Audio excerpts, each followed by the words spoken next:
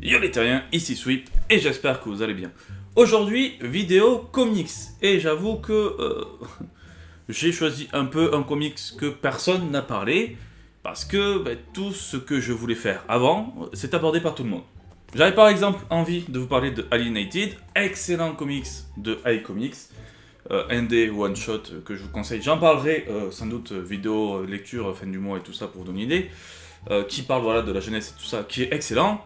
Sauf que tout le monde en a parlé, que ce soit sur Twitter, sur YouTube et tout ça, tout le monde en a parlé et c'est normal, c'est excellent. Je voulais aussi vous parler par exemple de Spider-Man, donc de J.J. Abrams, de père en fils, qui brille par l'excellence de son manque de scénario, parce qu'il est très décevant et assez mauvais, mais certains en ont parlé surtout voilà, pour dire que c'est mauvais, et pour donner une idée par exemple, Max Faraday a fait une vidéo dessus, donc j'allais pas en parler non plus. C'est vrai que voilà, ajouter une pierre à l'édifice, mais vu qu'il est d'accord avec moi sur le fait que c'est pas un bon comics, autant ne pas rajouter dessus et parler d'autre chose. Et du coup, mon choix s'est fait sur Avengers, Quête Céleste, que je crois que personne en a parlé. En tout cas, j'en ai quasiment pas vu passer. C'est pour ça que je l'ai sélectionné. Puis en même temps, c'est du cosmique. Je parle cosmique, j'adore le cosmique. Donc j'étais un des meilleurs sans doute pour parler de ce comics. Du coup, aujourd'hui, on parle de Avengers, la Quête Céleste. C'est parti.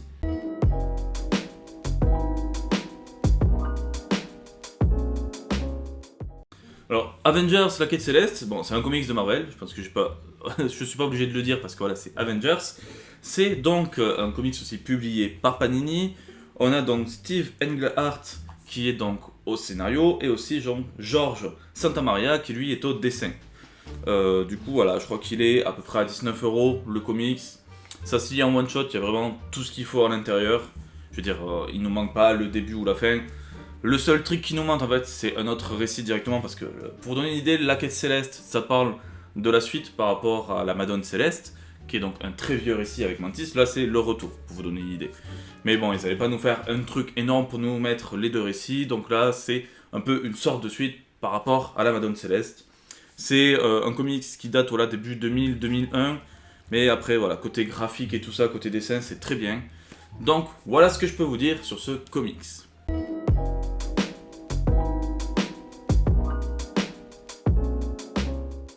Si je prends le synopsis officiel, on a les Avengers, donc Thor, Vision, la sorcière rouge ainsi que Griffe-Argent qui se lancent dans une quête cosmique aux côtés de leur partenaire Mantis, prise pour cible par le terrible Thanos. Mais la menace du titan fou passe au second plan lorsque les héros s'approchent de la région du cosmos ou même quoi, le Messie céleste fils de Mantis et du Spadassin Kotati semble sans défense. Ça c'est le synopsis officiel, mais on va essayer de briller un peu plus que ça parce que quasiment ça résume même pas du tout. Par exemple le truc du quoi sans défense c'est pas vraiment vrai. Donc ma version plutôt du synopsis, tout simplement dès le début on a Thanos qui va tuer différentes personnes en fait qui sont les différentes formes, différentes mantis pour arriver donc à former la mantis finale dans le but de retrouver donc son enfant le Messie céleste. Ainsi, Mantis, pour contrer Thanos, elle va voir les Avengers, mais pas tous les Avengers, comme je l'ai dit, il y a Thor, Sorcière Rouge, Vision, et on a aussi donc Griffe-Argent, et même on a un autre héros, qui n'est pas des Avengers, mais qui est avec eux, qui est tout simplement, attendez que je regarde, je me souviens plus de son nom, parce que Griffe-Argent, je ne connaissais pas du tout, et voilà, Barbelé, que je connaissais pas non plus, donc vont partir avec Mantis pour aider Quoi, donc le Messie Céleste qui s'appelle en fait Sequoia. Pourquoi il appelle Quoi, je sais pas, mais son nom c'est Sequoia parce que le Messie Céleste a un énorme rôle comme la Madone Céleste était censée voilà, donner naissance au Fils parfait. Quoi est censé être donc l'être parfait entre l'intelligence, le peuple Kotatis, le peuple parfait végétal, et donc Mantis qui était censé représenter l'être humaine parfaite pour créer l'être parfait. Voici le début en tout cas de tout ce que nous raconte ce récit parce qu'après il se passe énormément de choses et on va plutôt voir ça dans la critique.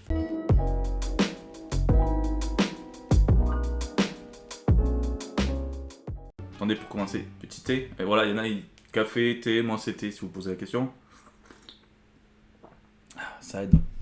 Je prends des fleurs issues du Messie cosmique pour vous donner les sages paroles bien sûr.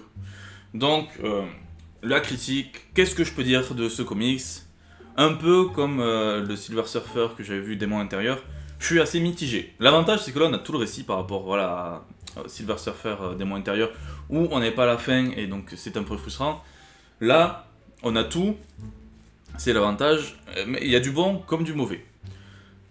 Du mauvais parce que, en fait, c'est presque, si on s'y connaît pas trop, voilà, on a la chance, comme je l'ai dit, c'est rattaché au récit donc, de la Madone Céleste, c'est une suite, mais la Madone Céleste est beaucoup plus vieux. C'est quand même assez résumé pour dire que voilà, Mantis avait été sélectionné pour être la Madone Céleste, qu'elle a dû donc après s'accoupler et être avec le Spadassin Kotati, parce que lui était l'être parfait niveau Kotati pour créer l'être parfait, elle avait donc quitté la Terre, donc ça retrace pas mal de choses là-dessus, pour expliquer ce qui est donc l'avantage. Mais après, on part sur un nombre de trucs. What the fuck? On a Thanos donc qui attaque Mantis pour essayer de retrouver quoi. Donc après, il part à la recherche de quoi. On a un groupe de pirates qui est aussi là pour faire les pirates. Au début, ils attaquent Thanos et tout ça. Thanos qui d'ailleurs a renié la mort, mais se prend lui-même pour donc l'être de la mort. Décide de leur donner un pouvoir à certains pirates et tout ça pour en créer. En fait, il se prend pour un dieu et crée d'autres dieux. C'est en partie ce qui se passe. Donc de l'autre côté, du coup, on a les Avengers qui vont aller voir quoi. Sauf que les Kotatis sont pas contents. Enfin bref, il y a énormément de choses qui se passent. Au point que c'en est lassant. La première partie, le tout début est très intéressant. Après, on a un chapitre 2 où c'est un peu long avant d'arriver à la deuxième moitié du comics. Où tout part sur un nouveau truc. Enfin, c'est la suite, mais ça réenchaîne à nouveau à être bien. Sauf que même la fin est what the fuck. On a cette quête de l'être parfait. À la fin, on n'arrive pas même à la quête de l'être parfait, parce qu'on se rend compte qu'il y a un autre enfant qu'on ne connaissait pas qui est issu d'un truc mindfuck. Faudrait peut-être que je crée une section spoil à force pour balancer tous les trucs qui se passent, mais ouais, il y a des choses. Il y a du cosmique, c'est bien, pas forcément bien respecté. Je pense par exemple donc à la Madone Céleste qui dit qu'elle est le symbole de la vie. J'ai beaucoup de mal avec l'aspect symbole de vie dans l'univers Marvel parce qu'il est représenté sur beaucoup trop de formes. Normalement, on a le Phénix, mais après on a Galactus, porteur de vie, qui est là. On a donc la Madone Céleste qui dit ça. À un moment, il dit même que justement, éternité est un symbole de la vie, alors que pas du tout. Éternité, c'est le temps. Là, à cette époque-là, c'est le temps, après, c'est l'espace. Pas chercher à comprendre. Donc, ça veut du cosmique, ça a du très bon cosmique, ça a un très bon respect, surtout par rapport à Thanos, avec donc son rejet de la mort, le fait que la mort parle peu. Elle parle que vers la fin et tout ça, mais il y a une intrigue par rapport à ça aussi. Mais c'est aussi un gros mindfuck. Si t'as pas suivi pas mal de choses, si tu t'accroches pas un peu, ça peut être très compliqué. C'est peut-être le truc que j'ai, c'est que il y a beaucoup. Puis en plus, on parle des Avengers, mais on a la Vision, on a Thor, mais on n'a pas les Avengers un peu comme on se dit, avec Captain America, Iron Man et tout ça. Alors après, j'ai beaucoup de respect par exemple pour Vision et Wanda, que j'adore, qui ont eu leur série qui s'est terminée, qui est excellente. Mais voilà, quand on parle d'Avengers, tu penses plutôt Captain America, Thor forcément. Et tu penses Iron Man, tu penses Hank Pym aussi. On a genre la moitié des Avengers, et par exemple, avec du coup ce personnage que je connaissais pas du tout, de Griffe Argent, qui est une jeune Avenger. Ce qui fait que, même voilà, si t'as ton aspect basique des Avengers, là tu vas pas coller parce que t'as pas l'équipe comme tu le veux. Mais après, il y a quand même de bons points aussi sur l'aspect cosmique qui est donné, mais beaucoup de mindfuck, et c'est peut-être ça qui me gêne le plus là-dedans.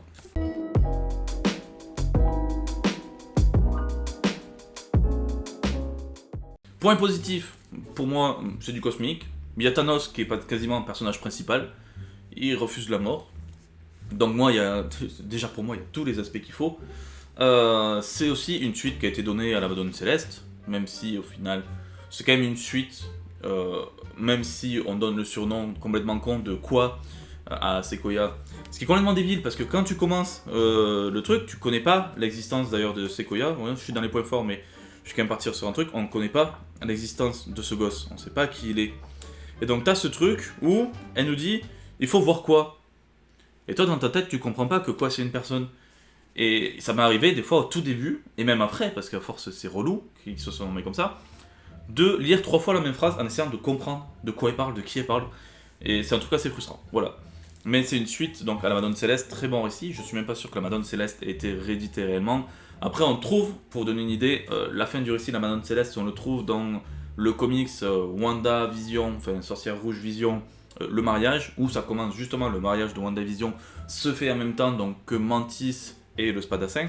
Donc on a la fin de ce récit, si vous voulez le découvrir. Après, je sais pas si la Madone Céleste a réellement été édité par Panini. Mais donc voilà, beaucoup de cosmiques, très bons en soi, même malgré quelques erreurs comme par exemple les TRD, des trucs comme ça, que je trouve très bons. Voilà les bons points que je lui donne.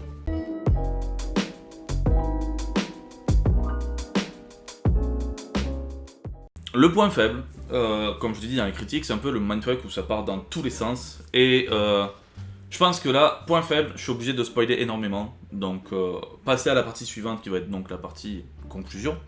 Donc cliquez en bas, sinon j'ai mis les timers pour vous donner une idée, je chapitre maintenant les vidéos. Donc du coup, point faible, c'est que c'est quand même assez le bordel. On a Thanos qui donc du coup renie la mort, ça ok, ça a été une très grande période de Thanos de renier la mort. Derrière, par contre, il se prend pour un dieu, il va donc donner des pouvoirs à un des pirates et un être de feu pour faire deux des dieux. En fait, il veut créer son propre panthéon pour renier tout ce qui existe déjà et qui est même supérieur à lui, c'est complètement con.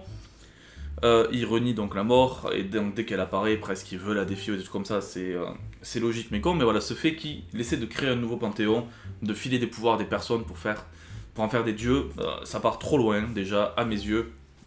Puis donc avoir cette histoire de pirate, Thanos, qui veut les retrouver, donc Sequoia et tout ça, ça c'est un très bon point, je l'ai pas dit aussi, côté point positif. Je l'ai pas dit, non. Mais grand respect cosmique sur le fait aussi que Thanos, donc, qui est le symbole de la mort, Sequoia est le symbole de la vie, parce que par rapport à la Madone Céleste et tout ça, et donc on retrouve ces anciens combats, comme Thanos et Adam Warlock, parce qu'Adam représentait la vie par rapport du coup à une de ses formes qui était le Magus. Donc on a ce combat cosmique encore contre la vie et la mort qui est excellent et qui est très bien trouvé. Voilà. Peut-être séquence que je mettrai en aparté, mais que je remettrai dans les points forts. Donc on a ce truc, donc ce combat entre la vie et la mort qui est très bien. Sauf que justement tout le long, on nous vend Sequoia comme étant donc l'être parfait pour avoir un grand impact, presque étant le renouveau pour le cosmique.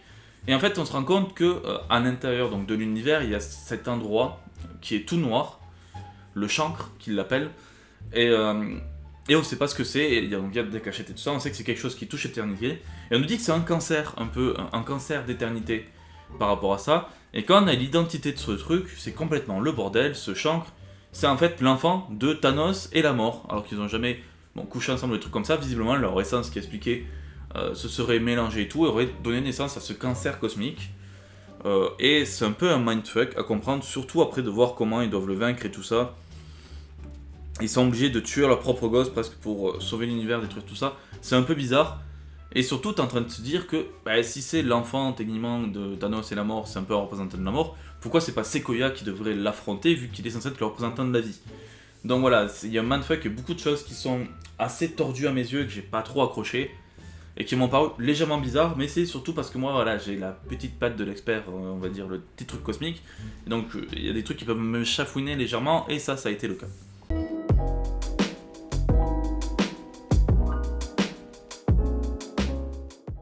En conclusion, à mes yeux, Avengers Quête Céleste, c'est un des récits bons. Je vais pas le mettre en excellent parce que je pense que certains, voilà, par rapport à la grosseur du récit, les moments un peu lents parfois et tout, chose que j'ai pas dite aussi légèrement, c'est trop chiant sur l'amour, tu vois, des fois, entre justement Vision et Wanda qui sont plus ensemble, donc du coup Vision avec Mantis vont se rapprocher, Wanda va dire oui Mantis et tout, tu peux y aller et tout, mais elle va pas trop vouloir, Sequoia, une des pirates aussi, va avoir la liaison et tout, il y a trop d'amour dans le récit, t'as même justement entre Barbelé et Griffe d'Acier, où il va y avoir aussi une romance et tout ça, il y a trop d'amour, c'est peut-être le gros défaut aussi. Je l'ai pas mis, mais ça je peux le dire en conclusion. Il y a trop d'amour, ça en est presque relou. Mais après, c'est un récit quand même assez bon, moyen. Peut-être des trucs qui vont me déranger, mais dans l'ensemble, pour moi, c'est très bon, c'est assez bon. Ça respecte énormément le cosmique, le côté Thanos. Le combat justement entre la vie et la mort, qui est une des choses représentées souvent par rapport à Thanos dans les vieux récits, par exemple face au Magus et à Adam Warlock. Donc c'est un récit que je ne peux que conseiller. Et si vous réussissez, donc, si vous voulez découvrir un peu la Madone Céleste, comme j'ai dit, je sais pas si un récit est sorti, mais si c'est le cas, essayez de le trouver. Moi-même, justement, je l'ai pas lu, je sais ce qui s'y passe, mais j'ai pas lu, je voudrais bien le trouver. Sinon, voilà, La Sorcière Rouge, Vision, le mariage, ce comics possède la fin du récit de la Madone Céleste. Voilà, si vous voulez vous y intéresser, c'est un très bon comics aussi. Je suis pas sûr, je sais plus, je crois que j'en ai parlé, mais en vidéo, sinon sur Insta, parce que je fais aussi des reviews sur Insta. N'hésitez pas à la fin, voilà, il y a les réseaux sociaux. Insta, je fais beaucoup de reviews sur tout ce que je dis. Mais voilà, si vous voulez découvrir, du coup, pour moi, c'est quand même un bon récit que nous a publié Panini. On a quand même un récit complet, ce qui est un avantage par rapport au Silver Surfer. Donc là, si vous y allez, vous ne vous planterez pas. Normalement, il n'y a pas de suite par rapport à ça, donc c'est que du bon. J'espère en tout cas que cette review vous aura plu. Sur ce, je vais vous laisser. Ciao tout le monde, et à la prochaine.